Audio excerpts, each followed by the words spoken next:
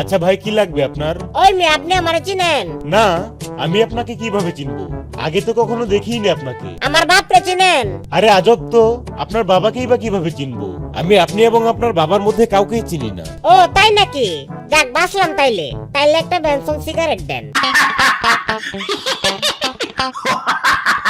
দোস্ত জানিস, আজকে ফেসবুকে অনেক সুন্দরী একটা মেয়ের সাথে আমার রিলেশন হয়ে গিয়েছে। আরে দূর বেটা, ফেসবুকে প্রেম করে নিজেকে প্রেমিক ভাবা আর 7 আপ খেয়ে নিজেকে মাতাল ভাবা একই কথা। আচ্ছা দোস্ত, সকালবেলা তোর বাসার সামনে এতগুলো মানুষ দাঁড়িয়ে ছিল কেন? আর কইস না দোস্ত, গতকাল রাতে আমার বউয়ের ছবি ফেসবুকে পোস্ট করতে গিয়ে ভুলে বিক্রয়.com এ পোস্ট করে ফেলছিলাম।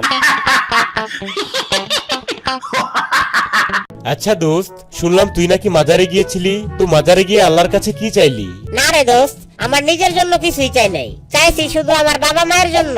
তাই নাকি? তো তোর বাবা মার জন্য কি কি চাইলি? এই তো, বেশি কিছু না, আমার বাবা মায়ের জন্য সুন্দরী একটা পুত্রবধূ চাইছি। আচ্ছা বল্টু, একটা বুক কাঁপানো উক্তি দে তো, যেটা শুনলে তোর যে কোনো বন্ধু একদম ভয় পেয়ে যাবে। দোস্ত, ওই দেখ তোর বাপ আইতেছে, তাড়াতাড়ি বিড়িটা ফালা।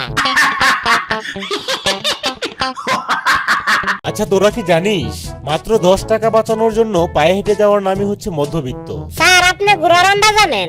আমরা ওই 10 টাকা দিয়ে বিড়ি কিনে খাইতে খাইতে হেঁটে যাই।